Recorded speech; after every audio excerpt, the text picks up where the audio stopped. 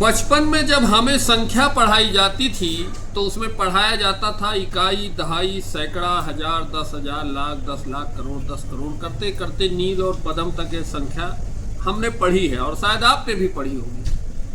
लेकिन अगर आपसे पूछा जाए कि इस संख्या को अगर रुपए में बदला जाए तो आप कहां तक सोच सकते हैं? अगर मैं कहूं कि आप रुपए के बारे में सोचिए कि कितना रुपया आपके पास हो सकता है, तो आप कितना सोचेंगे?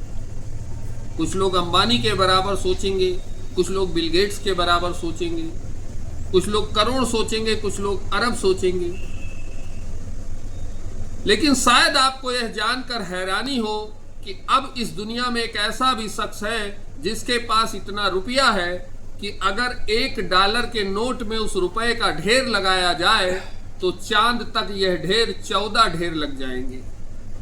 मतलब $1 के नोटों में अगर इसका ढेर बनाया जाएगा तो 14 ऐसे ढेर बनेंगे जो जमीन पर बनेंगे लेकिन छू जाएंगे चांद को। इतना रुपया उस व्यक्ति के पास है। अगर वो डेली 9 से 10 करोड़ रुपए खर्च करने लगे तब भी उसका रुपया खत्म होने में 2700 साल लग जाएंगे। अभी हम चल रहे हैं 2026, यानी अंग्रेजी सन के हिसाब से देखें तो हमने 2026 साल ही देखे हैं। लेकिन वह व्यक्ति अगर डेली 8 से 9 करोड़ 10 करोड़ रुपए डेली खर्च करता है तो 2700 साल लग जाएंगे उसके पैसों को खर्च। क्या आपको उस व्यक्ति के बारे में जानकारी उपलब्ध है? शायद हो भी सकती है या नहीं भी। जी हाँ, मैं बात कर रहा हूं एलन मस्क की। टेस्ला कंपनी के मालिक और स्पेस एक्स कंपनी के मालिक एलन मस्क दुनिया के पहले खरबपति बन गए हैं।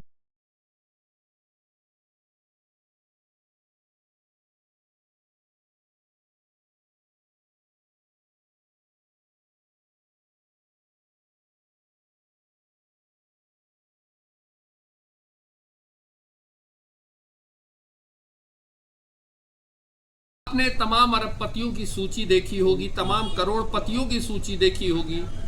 अंबानी को जानते होंगे, बिल गेट्स को जानते होंगे, अमेजॉन के मालिक को जानते होंगे।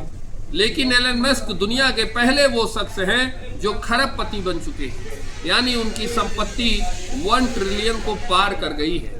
और ऐसा इसलिए हुआ है क्योंकि हाल ही में उन्होंने अपनी कंपनी का एक आईपीओ निकाला था जो इतने धड़ल्ले और से बिका है कि उनकी संपत्ति 1 ट्रिलियन को पार कर गई, यानी वह दुनिया के पहले ट्रिलियनियर बन गए हैं। आपने बिलियनियर सुना होगा, मिलेनियर सुना होगा, लेकिन पहला ट्रिलियनियर अगर दुनिया का कोई व्यक्ति बना है इंडिविजुअल तो वह एलन मस्क है। एलन मस्क की संपत्ति अब इतनी ज्यादा हो गई है कि पाकिस्तान जैसे 8-10 देशों को वो तुरंत खरीद सकते हैं। अगर पूरी दुनिया में भुखमरी के शिकार लोगों को खिलाना हो तो लगभग 50 वर्षों तक वो उन्हें खाना खिला सकते हैं। मेडिकल में और कुपोषण को लेकर दुनिया जितना बजट खर्च करती है उसको भी लगभग वो 20 साल तक संभाल सकती है। 194 देशों की सूची में अगर बात की जाए तो 175 देश ऐसे हैं जिनकी टोटल जीडीपी एलन मस्क की संपत्ति से कम है। ये सारी बातें शायद हमारी आप और की कल्पना से परे हैं, लेकिन ये कहानी मैं आपको इसलिए सुना रहा हूं क्योंकि यह एलन मस्क वही व्यक्ति हैं जो साल 2008 में दिवालिया होने के कगार पर खड़े थे। जब स्पेस एक्स के 3 शुरुआती मिशन फेल हो गए थे और टेस्ला भी नहीं चल रही थी, तो ये वही व्यक्ति है जो अपनी ही कंपनी में सीईओ के पद से निकाल दिया गया था और दिवालिया होने के कगार पर खड़ा था। छोटी छोटी समस्याओं को लेकर हम अक्सर जिंदगी से हार जाते हैं, कभी कभी तो हम मौत को भी गले लगाते हैं। एलन मस्क ने ये पैसे कैसे कमाए हैं, किस तरह से कमाए हैं, पाप से कमाए हैं या पुण्य से कमाए हैं, महत्वपूर्ण विषय यह नहीं है। महत्वपूर्ण विषय यह है, दुनिया को सीखने वाली बात यह है कि समस्याएं जिंदगी का हिस्सा है, आती हैं और आकर चली जाती हैं। जैसे रात होती है तो सुबह जरूर होती है। अगर एलन मस्क ने 2008 में हिम्मत हार दी होती तो आज दुनिया को यह पहला ट्रिलियनियर, पहला खरबपति शायद न मिल पाता। लेकिन उन्होंने अपनी मेहनत और अपनी लगन से साबित कर दिया कि दुनिया में असंभव कुछ भी नहीं है। इसलिए हम एलन मस्क को बधाई देना चाहते हैं क्योंकि उन्होंने दुनिया के उन लोगों के सामने एक सीख स्थापित की है जो अक्सर अपनी जिंदगी में छोटी छोटी समस्याओं में उलझकर परेशान हो जाते हैं, हार जाते हैं, परिवार के खिलाफ गलत कदम उठा लेते हैं या कभी कभी अपनी जिंदगी के साथ भी गलत कदम उठा लेते हैं। उनको एलन मस्क की कहानी जरूर सुननी चाहिए और पढ़नी चाहिए। फिलहाल एलन मस्क को पहला ट्रिलियनियर बनने के लिए, दुनिया का पहला खरबपति बनने के लिए ढेर सारी शुभकामनाएं हैं।